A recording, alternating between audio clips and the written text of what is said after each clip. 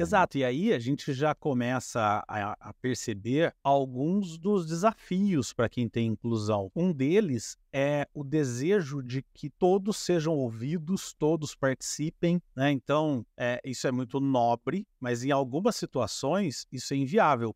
Né? Então, Uhum. vou dar um exemplo aqui. Numa situação, por exemplo, numa empresa, onde uma decisão precisa ser tomada e essa decisão vai impactar muita gente, se você ouvir muita gente, você vai ter infinitas hipóteses, infinitas ideias, infinitas alternativas para lidar com aquela decisão. Por isso, às vezes, quem tem inclusão numa situação dessa acaba não conseguindo decidir, acaba ou demorando muito porque quer ouvir todo mundo, quer que todo mundo tenha a oportunidade de opinar, de dizer alguma coisa. E a gente sabe que em algumas situações, e muitas situações em empresas, uma decisão precisa ser tomada rápida, independente de ela agradar todo mundo ou agradar só uma parte das pessoas. Quer dizer, agora estamos na época em que, numa fase em que a transparência é muito valorizada no mundo empresarial, ou está a ser cada vez mais valorizado. E, para além da transparência, o dar voz a todas as pessoas,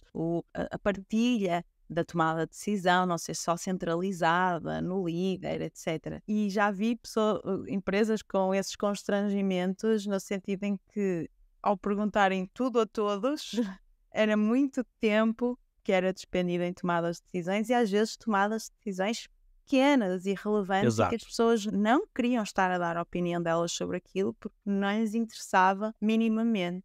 Também vi soluções interessantes em que algumas dessas decisões eles agruparam em grupos de tipos de decisão, essas menores pelo menos, e criaram equipas com um líder Ah, para legal. cada tema e ainda por cima faziam essas equipas rodar de 6 em 6 meses. Não há aquela acusação, vocês escolhem sempre assim, etc. E então Muito legal.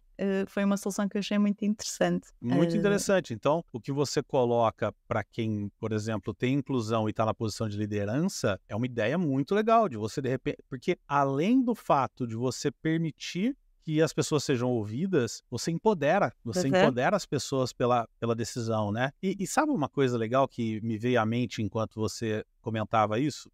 Tem um livro muito legal do Ricardo Semler, um empresário brasileiro, que chama Virando a Própria Mesa. O Ricardo Semler é um cara... esse livro é muito difícil de achar porque o Ricardo Semler recolheu todos, comprou todos e queimou. Ele falou que ele não queria mais esse livro rodando, então é muito difícil de achar, mas quem achar é muito legal, é um livro muito interessante, porque o Semler ele tem uma mente fora totalmente dos padrões empresariais, né? Uhum.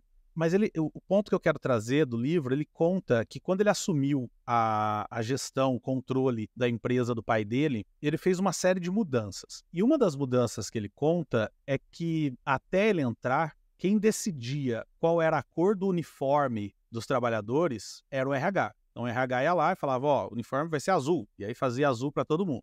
Né? E ele entrou e mudou isso. Ele pediu para que os trabalhadores se organizassem e escolhessem a cor do uniforme que eles queriam. Né? E aí ele conta que isso gerou um clima muito legal entre todo mundo, porque empoderou eles, deu a opção de escolha para eles, e que no final eles escolheram a cor que ele ia escolher. Escolheram lá o azul, por exemplo, né? Eu acho que é bege que ele fala, que ele conta no livro. Então, o que eu estou dizendo é o seguinte, via de regra, as pessoas vão escolher mais ou menos as mesmas coisas. Né? Não tem ninguém tão iluminado que vai escolher uma coisa que ninguém pensou, principalmente em coisas pequenas. Por exemplo, sei lá, a gente vai comprar que marca de papel higiênico, a gente vai comprar que marca de caneta, né?